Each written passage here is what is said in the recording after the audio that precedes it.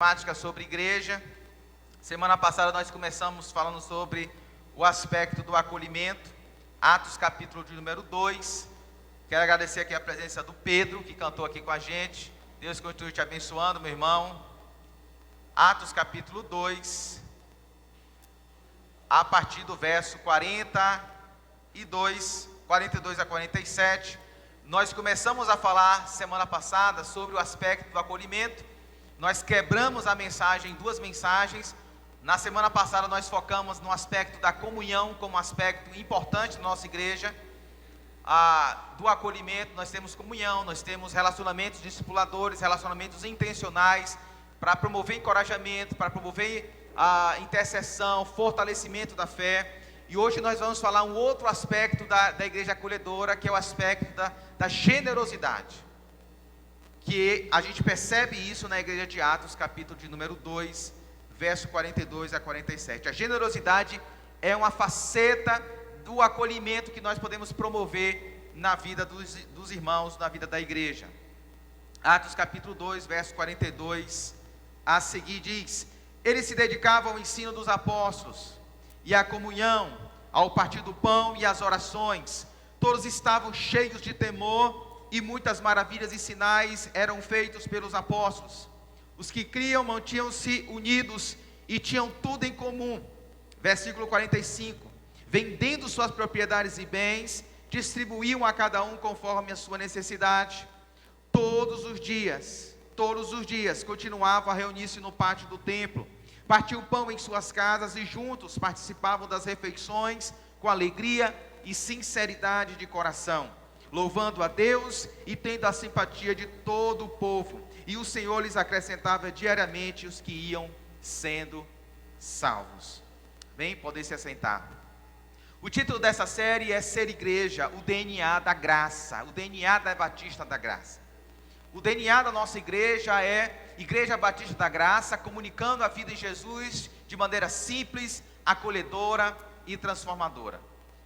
No domingo, hoje faz 15 dias, nós falamos sobre o aspecto da simplicidade. Nós queremos ser uma igreja simples, para que a nossa energia, as nossas forças, o nosso vigor espiritual, emocional e físico, sejam de fato canalizados para aquilo que Jesus nos chama a fazer. Nós não queremos desperdiçar energia em coisas que Jesus não nos chamou para fazer. Nós queremos ser uma igreja simples, uma igreja que fica na palavra, uma igreja que ora, uma igreja que louva, uma igreja que evangeliza, uma igreja que promove os relacionamentos. Na semana passada a gente falou sobre o aspecto do acolhimento, de ser uma igreja acolhedora, e nós focamos na questão de promover amizades espirituais, para sermos abençoados e para abençoar, para sermos encorajados e encorajar também. Mas nós vimos aqui, meus irmãos, um outro desdobramento dessa comunhão, desse acolhimento, que é o aspecto da generosidade, que nossa igreja chama aqui de compaixão e graça. E aí, eu começo essa reflexão pensando com vocês algo do nosso cotidiano. Por exemplo, quase todos nós já vivemos uma situação parecida com essa que eu vou dizer. Alguém se aproxima de nós pedindo ajuda. Às vezes é um irmão da igreja, às vezes é um amigo, às vezes é um parente, às vezes é o cunhado, às vezes é a sogra, o sogro. Alguém que perdeu o emprego, alguém que está endividado, alguém que está atravessando uma dificuldade financeira. E nesse momento, nesse instante, duas vozes vêm ao nosso coração e aos nossos ouvidos. Se eu ajudar, agora eu posso precisar depois. Vem essa vozinha no nosso coração. E a outra voz diz: se eu não ajudar, estarei sendo egoísta. E a gente fica nessa divisão: será que eu ajudo? Será que eu não ajudo? E mais, em outros momentos, nós fazemos exatamente o contrário. Nós ajudamos por impulso. Às vezes nós ajudamos sem conversar com a esposa ou com o marido. Nós simplesmente ajudamos, nós emprestamos sem conversar primeiro, pelo impulso. Nós simplesmente, alguém chega para nós, pede um dinheiro emprestado e a gente empresta, sem conversar, sem pensar, sem orar antes. A gente age pelo impulso, sem discernimento, sem responsabilidade financeira. E depois a gente percebe que essa ajuda não promoveu cuidado, promoveu dependência. De fato, a gente não cuidou daquela pessoa, a gente está gerando dependência, seja na igreja, seja na família. Não sei se você tem um parente assim, que você empresta uma vez, 2, 3, 4, 5 vezes e a pessoa nunca se deslancha. Em todos os aspectos, em todos os lugares, melhor dizendo, tem esse tipo de gente. No ambiente profissional você vai encontrar também, no ambiente da igreja também. Pessoas que você ajuda, mas elas não criam uma independência financeira. Elas ficam sempre dependentes de ajuda dos irmãos. Essas experiências do cotidiano revelam para nós uma verdade importante. O problema não é apenas se vamos ajudar, mas como nós vamos ajudar. E quem governa essas nossas decisões? A decisão de ajudar ou não é governada por quem?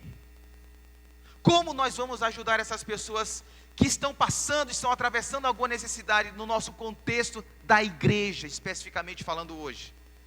É exatamente isso que Lucas escreve em Atos 2, 42 a 47.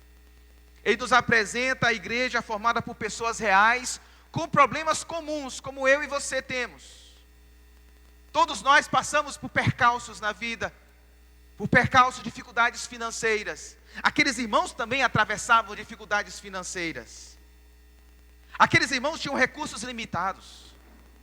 Se você perceber a história de Atos, anos depois, essa mesma igreja estará precisando de ofertas, e Paulo estará levantando uma grande coleta de alimentos para abençoar essa igreja, que sempre está em dificuldade, necessidades concretas e desafios semelhantes aos nossos. Ainda assim, essa comunidade aprendeu a viver de modo diferente. Essa igreja aprendeu a viver de maneira diferente. Eles tinham tudo em comum. Eles distribuíam a cada um conforme a sua necessidade, mesmo com suas limitações, mesmo que diante das suas dificuldades. Eles aprenderam a viver em comunidade. Eles vendiam, eles distribuíam, eles abriam mão. E à luz desse retrato, nós somos chamados hoje a refletir sobre a nossa própria prática. Como temos lidado com os nossos recursos? E por recursos aqui eu estou falando recursos financeiros mesmo. Como nós estamos chegando no final de 2025? Estamos cometendo os mesmos erros na administração financeira? Estamos cometendo os mesmos equívocos quando o assunto é dinheiro? Como nós estamos lidando com os recursos que o Senhor tem nos dado? Estamos lidando apenas para suprir as nossas própriras necessidades? Nos tornamos pessoas mais generosas nesse ano de 2025? De maneira intencional, começamos a trabalhar e fazer uma reserva para abençoar pessoas, mesmo diante das nossas limitações, mesmo diante da nossa escassez, como era daqueles irmãos. Quais pessoas ou realidades têm de fato governado as nossas decisões quando o assunto é dinheiro? Quando nós vamos tomar uma decisão acerca dos nossos recursos financeiros, quem está governando as nossas ações? É Cristo? São os valores do Evangelho? São os valores deste mundo? Os valores capitalistas, consumistas deste mundo? Estamos lidando com recursos financeiros de maneira impulsiva? Ou nós estamos lidando com o dinheiro, com os recursos financeiros governados pela cruz de Cristo Jesus? Nessa noite, em resumo, nós vamos falar aqui uma igreja acolhedora, vive a comunhão em generosidade, suprindo as necessidades materiais dos irmãos. Eu vou repetir: uma igreja acolhedora vive a comunhão em generosidade, suprindo as necessidades materiais dos irmãos. Como eu disse, na semana passada nós falamos que essa comunhão é muito mais do que simplesmente lidar com recursos financeiros. Envolve amizades espirituais, caminhar junto, conhecer o outro, conhecer dificuldades do outro, sentar na mesa, trocar conversas, trocar amizade, encorajar, fortalecer a fé. Nós precisamos pertencer a uma comunidade. Nós precisamos não apenas ser turistas turistas evangélicos, nós precisamos de fato estar e vestir a camisa dessa igreja. Precisamos conhecer histórias, precisamos nos inserir na comunidade, conhecer os seus problemas. E quanto mais nos engajamos na igreja, mais nós vamos conhecer os problemas dessa igreja. Mas isso não é sinônimo da gente se afastar dela, pelo contrário. Aí sim a gente tem que recorrer a Cristo, porque Ele é o Senhor da igreja. Diante das dificuldades e dos problemas que a gente venha conhecer da igreja, nós não podemos fugir da igreja, pelo contrário, nós precisamos pedir ainda mais graça ao Senhor, poder ao Senhor para viver em comunidade. Mas hoje, nós percebemos aqui que existe um outro lado a ser explorado, que muitas das vezes a gente não pensa, muitas das vezes a gente não reflete, que é o aspecto da generosidade, de vivermos de maneira intencional, expressando generosidade, compaixão e graça às pessoas que estão precisando da nossa ajuda financeira e dessa forma testemunhando do Evangelho de Cristo. Pense comigo os versos 44 até o verso 46, olha aí na sua Bíblia. O texto sagrado diz assim: os que criam, não é os visitantes, não é a multidão, os que criam em Cristo, os que confiaram em Cristo, os que depositaram a sua fé em Cristo, os que criam, mantinham-se unidos, mantinham-se em comum, e tinham tudo em comum, verso 44, eles mantinham-se unidos, e eles viviam em comunidade, tinham tudo em comum, e isso engloba o aspecto financeiro. Tanto é que o verso 45 diz, na prática, o que aqueles irmãos faziam? Eles vendiam suas propriedades e bens, distribuíam a cada um conforme a sua necessidade. Todos os dias continuavam a reunir-se no pátio do templo, partiam o pão em suas casas e juntos participavam das refeições com alegria e sinceridade de coração. Aqueles irmãos que creram em Cristo, eles entenderam que a cruz de Cristo agora deve governar as suas propriedades, os seus bens, as suas finanças, os seus recursos materiais. E eles viviam unidos e tinham tudo em comum. Eles não eram pressionados. Eles não eram pressionados pelos apóstolos. Eles não eram pressionados pelo medo. Se você não der, se você não ofertar, nada vai dar certo para a sua vida. Eles não eram pressionados, não era a pressão humana que impulsionava aqueles irmãos a terem tudo em comum, era a cruz de Cristo. Eles creram, eles entenderam o Evangelho, e eles eram conduzidos, eram governados pela cruz, pela voz do Senhor. E um aspecto prático aqui que serve para a gente como um princípio, e não como modelo a ser seguido, porque Jesus não está aqui nos ensinando que nós temos que, de fato, literalmente, vender todas as nossas propriedades e distribuir para os pobres. Se bem que isso pode acontecer, e tem pessoas que assim o fazem. Mas o princípio aqui é que nós precisamos de, uma vez governados pela cruz, intencionalmente perceber as necessidades alheias. Intencionalmente ir na direção dos menos favorecidos. Intencionalmente ir na direção dos mais vulneráveis, e diante dos recursos que o Senhor tem nos dado, intencionalmente a gente planejar as nossas finanças para estender as mãos, meus irmãos. Aqueles irmãos de Atos, que tinham propriedades, que tinham recursos materiais mais abastados, com maior abundância, eles buscaram a equidade. Eles buscaram o equilíbrio. Eles vendiam e eles distribuíam. E observe comigo que isso aqui envolve um princípio e um compromisso. Primeiro princípio, qual é o princípio que gira em torno dessa decisão deles, dessa atitude deles? É o princípio da koinonia, da comunhão. No verso de número 44, a parte B diz que eles tinham tudo em comum. A palavra comum aqui mais uma vez é koinonia. Vocês se lembram que eu falei no verso 42? Que eles se dedicavam à palavra, se dedicavam à comunhão, ao partir do pão e às orações? É a mesma palavra que mais uma vez Lucas usa agora no verso 44. A palavra comunhão no verso 42 é a mesma palavra usada no verso 44 para dizer comunhão. Eles se dedicavam em comunhão. E como era essa comunhão, pastor? Eles tinham tudo em comum. A comunhão não era simplesmente um tapinha nas costas, Deus te abençoe. Deus é contigo. Deus vai suprir tuas necessidades. Eu vou estar orando por você. A comunhão envolvia, de fato, vestir as necessidades, as demandas, a vulnerabilidade do próximo. E dizer, o que é que eu posso fazer por você?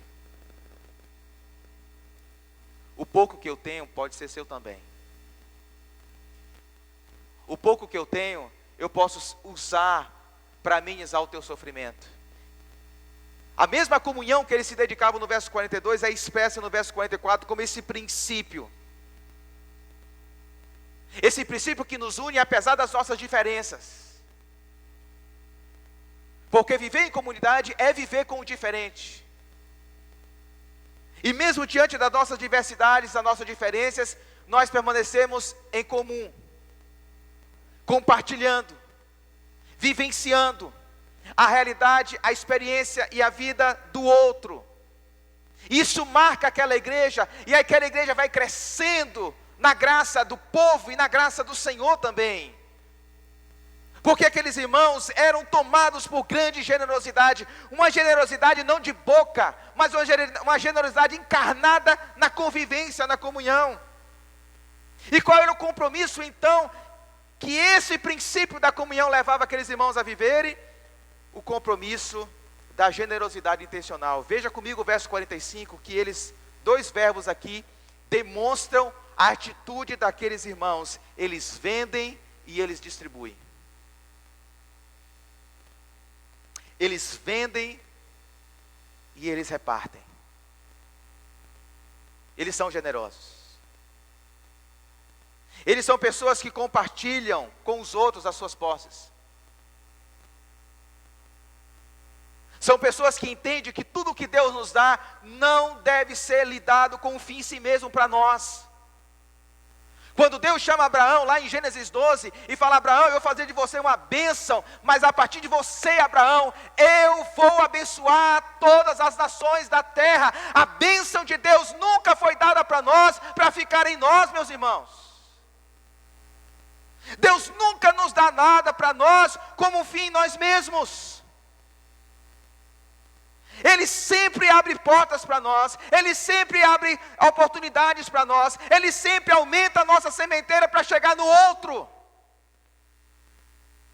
Foi assim no Antigo Testamento, quando Deus chamou Israel e falou assim: eu quero que você abençoe o órfão, as viúvas, os estrangeiros. A igreja de Atos entende isso, que a expressão de generosidade em Cristo Jesus revelou-se nos últimos dias, e eles, tomados pelo Evangelho, eles vendem e eles distribuem. Isso são ações intencionais. Em momento nenhum aqui em Atos você vai ver os apóstolos pressionando aqueles irmãos. Em momento nenhum você vai ver aqui os apóstolos dizendo: você tem que vender, porque se você vender, Deus vai aumentar 100 vezes mais, como hoje muitas igrejas pregam. O que eles entendem é que se Deus nos abençoou e tem nos abençoado, Ele tem uma finalidade, Ele tem um propósito. Ok, o propósito é suprir as nossas necessidades, sim, mas Ele sempre tem um propósito maior, e eles entendiam isso. No entanto, eu preciso confessar uma coisa para os irmãos: nós precisamos evitar dois grandes extremos que nós vivemos nas nossas igrejas. O primeiro extremo eu chamo de avareza transvestida de prudência. Uma pessoa avarenta, uma pessoa que vive a avareza transvestida de prudência, ela diz o seguinte: se eu ajudar agora, posso precisar depois. Cada um precisa aprender a se virar. Não posso carregar o peso do problema dos outros. Já faço minha parte dando o dízimo. Isso é responsabilidade da igreja, não minha. Preciso proteger minha família primeiro. Nenhum desses argumentos, meus irmãos, é totalmente falso. O problema é quando, em nome da prudência, em nome do cuidado, a gente esquece de sermos generosos e expressarmos amor pelos irmãos. O problema é quando o nosso coração se fecha, quebra a comunhão, e nós somos convencidos por essa prudência, que em nome da prudência, a gente pode negligenciar o amor. E isso é um perigo. O outro extremo também é perigoso. Porque se num extremo tem a avareza transvestida de prudência, no outro extremo tem a liberalidade ingênua, sem discernimento. O que é isso, pastor? Liberalidade ingênua, sem discernimento. São pessoas que não pensam, não pessoas que não planejam, não pessoas que não raciocinam antes em família o que e como deve ajudar as pessoas. Elas dizem mais ou menos o seguinte: se Deus colocou no meu coração, não preciso pensar muito. E vai dando, e vai dando, e vai se complicando. É melhor ajudar sem perguntar. Tem pessoas que vão ajudando pessoas, e pessoas que gostam desse tipo de gente, principalmente nas igrejas, encontram a grande oportunidade para explorar essas pessoas. E nas igrejas tem pessoas que exploram da generosidade, da bondade de pessoas. Pessoas que ainda dizem: Jesus mandou dar a quem pede. E elas não fazem as contas antes. Será que se eu der aqui, vai faltar cá? Elas não raciocinam, elas vivem uma liberalidade ingênua. Deus vai suprir se faltar. A igreja precisa ser sempre aberta. Se bateu na porta, a gente tem que dar. Se apareceu alguém precisando, a gente tem que dar. Não! Quantas pessoas apareceu aqui na nossa igreja, e antes, pedindo ajuda, pedindo assistência, eu falei: olha, antes de falar sim ou não, eu preciso ir na sua casa. Eu preciso conhecer a sua história. Eu preciso conhecer qual é a dificuldade de fato que você está passando. Porque às vezes, meus irmãos, nós podemos estar alimentando a negligência. Nós podemos estar alimentando a preguiça. Nós precisamos ter cuidado. E dessas visitas, quase 100% dessas visitas que eu faço, a grande constatação que eu tenho, que essas pessoas passam dificuldades financeiras, não é porque não têm recursos, porque não estão sabendo administrar os recursos que Deus deu. Não sabe lidar com o cartão de crédito. Não fazem um planejamento financeiro. Entram num crédito rotativo. Entram num crédito especial e vão se enrolando financeiramente. Essas pessoas precisam de dinheiro? Não. Essas pessoas precisam de gente para orientá-las financeiramente. Então nós não podemos também ir para o outro extremo da liberalidade ingênua.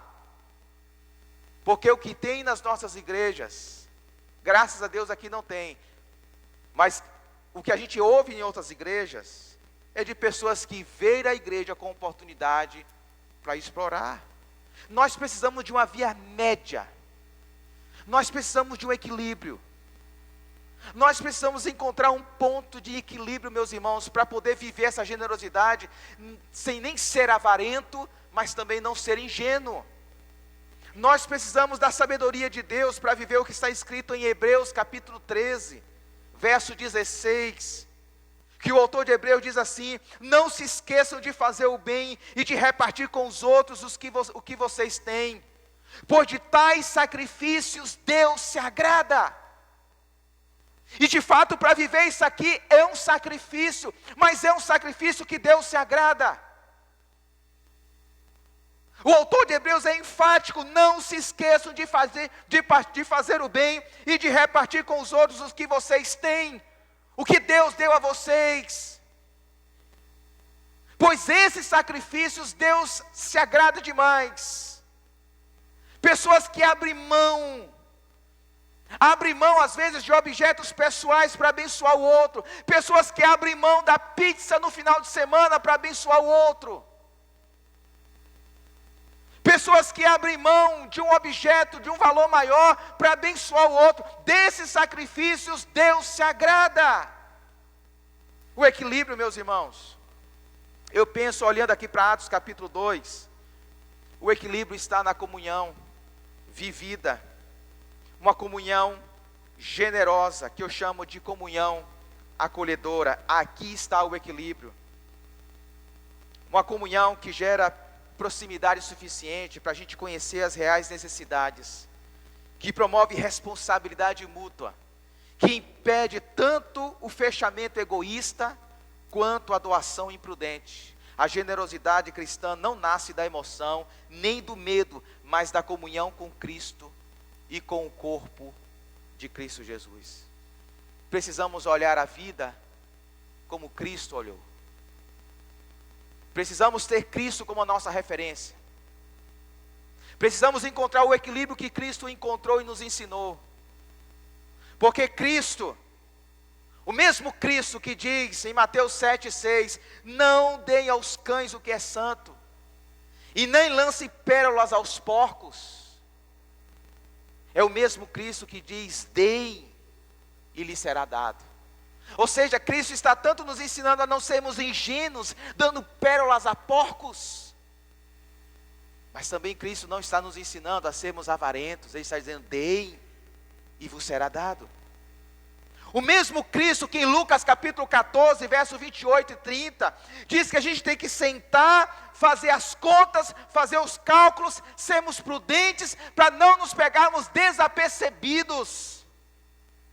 É o mesmo Cristo que em 2 Coríntios capítulo 8, verso 9, Paulo diz que ele, sendo rico, ele se fez pobre por amor de vocês, para que por meio de sua pobreza vocês se tornassem ricos.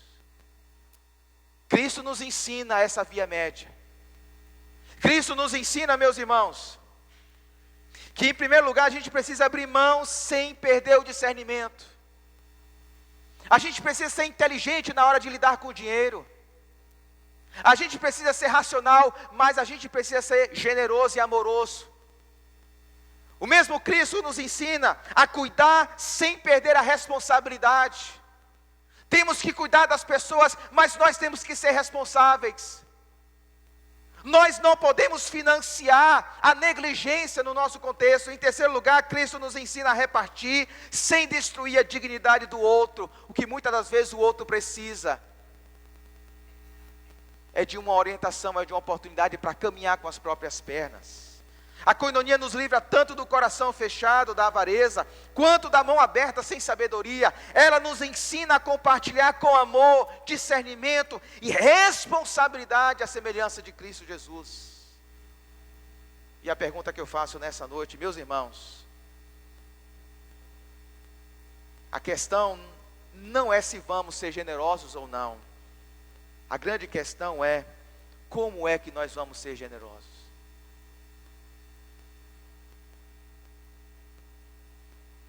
Como nós temos exercido a generosidade no nosso meio? Quem tem governado as nossas ações quando o assunto é generosidade? Quais são as nossas motivações? Temos planejado ser generoso? Somos intencionais nessa questão da generosidade? Temos estado atentos às pessoas que estão à nossa volta, seja no contexto da igreja, seja no contexto extra-igreja? Há mãos que permanecem fechadas por medo. Medo. Talvez medo de que Deus não vai suprir. Medo de que Deus não vai cuidar. Medo que, se ela for generosa, Deus vai deixar de prover. Quantas vezes, quando a questão aperta na nossa casa, a primeira coisa que a gente corta é o dízimo.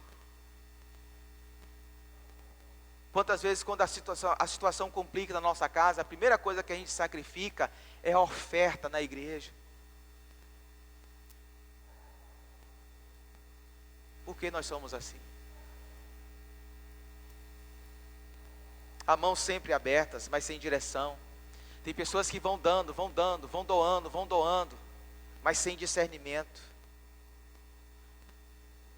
Há um caminho médio, meus irmãos. Há um caminho melhor.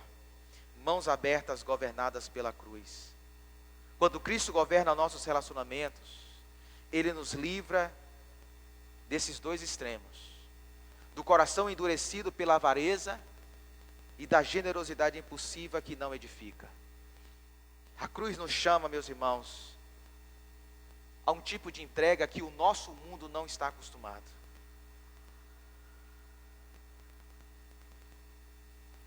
A cruz nos convida a vivermos como Cristo.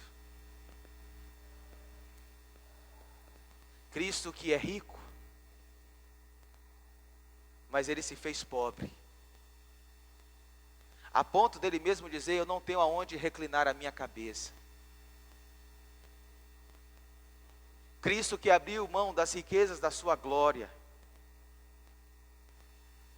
para que eu e você fôssemos enriquecidos pelas dádivas. Você já parou para perceber que nós temos uma vida, financeiramente falando, muito melhor do que Cristo teve aqui dos seus 33 anos?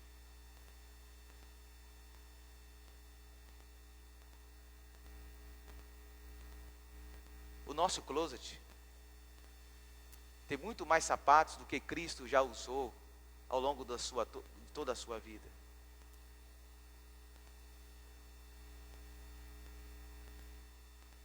A nossa refeição, nosso café da manhã, o nosso almoço, a nossa casa. Você já parou para perceber que Cristo não morou numa casa como a nossa? Que Ele vivia de acampamento a acampamento. Sem um travesseiro confortável como eu e você dormimos toda noite. Cristo tem nos dado uma vida, meus irmãos, infinitamente melhor do que Ele viveu aqui. E tudo isso é resultado da graça dele sobre as nossas vidas. E essa graça chega para você, chega para mim, chega para nós, para que a gente possa chegar no outro. Porque se Cristo retivesse a graça dele somente para si, nós estaríamos ainda nus, pobres, cegos, perdidos. Mas Cristo se doou tudo pela sua vida, pela minha vida, para que hoje a bênção de Deus repousasse sobre você, sobre nós. Eu termino essa reflexão com o convite que Jesus faz para nós. Permita que a cruz governe sua maneira de amar, de repartir e de cuidar. Atos capítulo 2 nos apresenta uma igreja, meus irmãos, não uma igreja rica. A igreja de Atos capítulo 2 não é uma igreja rica. Talvez uma igreja com menos possibilidade do que a nossa, mas uma igreja rica em comunhão. Não era a abundância de bens que sustentava aquela comunidade, mas a abundância da presença de Cristo no meio deles. A comunhão, a koinonia transformou pessoas comuns em instrumento da graça de Deus, e Deus quer fazer isso conosco também. Por isso a pergunta final que eu faço para nós é: não é quanto temos, mas quem governa o que temos. Não é se vamos repartir, mas se repartirmos com quem foi alcançado por Cristo. A cruz redefine nossos valores, reorganiza nossas prioridades e nos ensina a cuidar um dos outros com amor, discernimento e responsabilidade. Você tem se colocado na presença de Cristo para ser um instrumento do Senhor para ajudar os outros? Você tem se colocado na presença de Cristo para dizer: Senhor, eu estou aqui, Senhor. Os meus recursos são poucos. A única coisa que eu tenho são 5 pães e 2 peixes. Não dá para alimentar a multidão, mas eu estou aqui.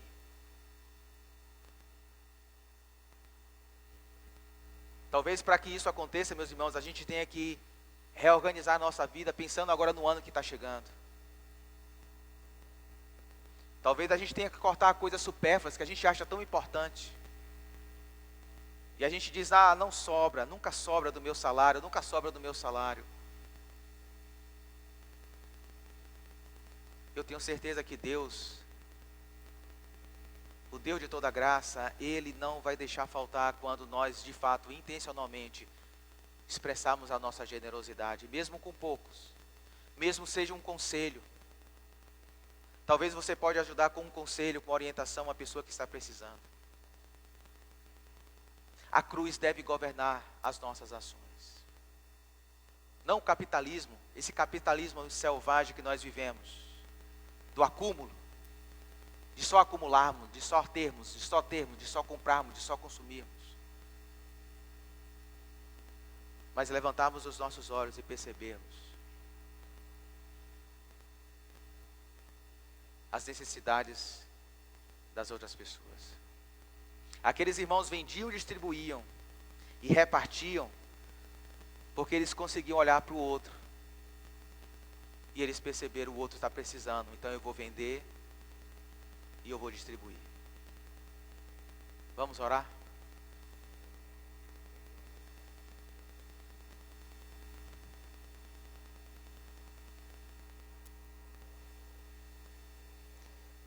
Peça isso ao Senhor.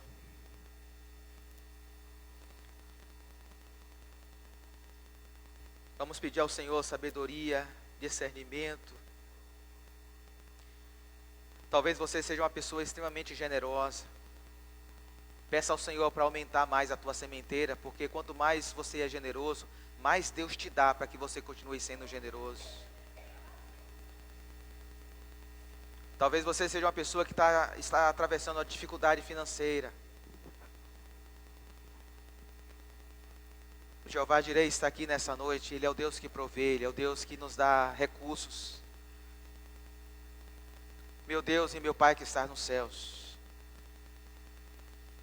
nessa noite nós queremos pedir ao Senhor por sabedoria.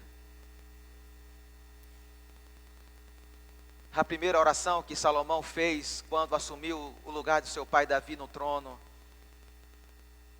foi uma oração por sabedoria, Senhor.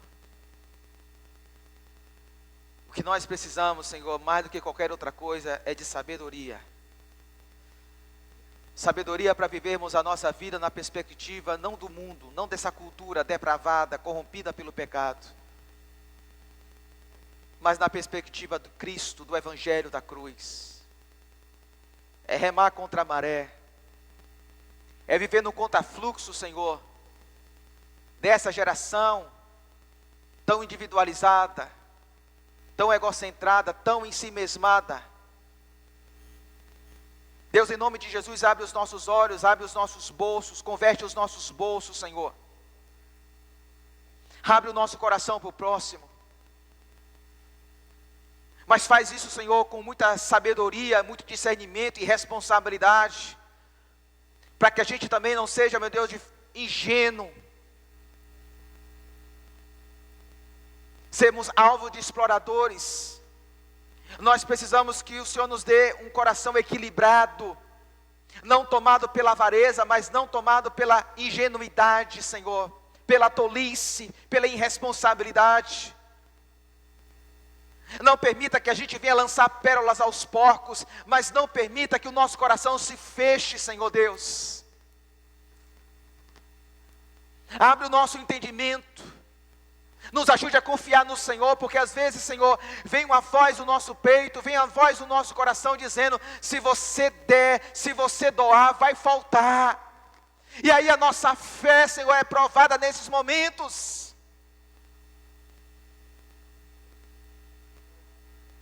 A maior oferta que Jesus testificou enquanto em vida aqui entre nós foi a oferta de uma viúva que só tinha 2 dracmas.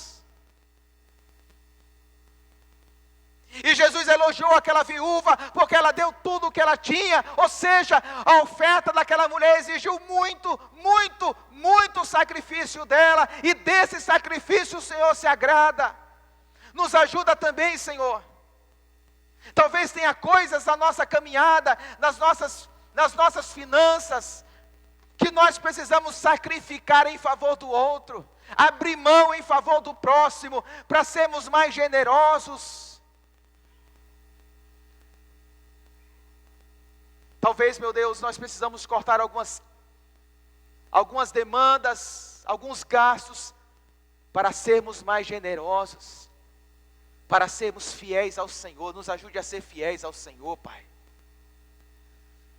Nos ajude a ser fiéis, não porque nós estamos sendo pressionados por homens, não porque nós temos medo que as coisas não vão dar certo para nós, não porque nós queremos comprar a tua bênção, mas nos ajude a sermos generosos, porque nós já fomos alvo da maior expressão de generosidade da história, revelada na cruz do teu Filho Jesus Cristo. Tudo o que nós precisamos, Cristo já nos deu na cruz. Nos ajuda, Senhor. É o que eu te peço em nome de Cristo Jesus. Amém.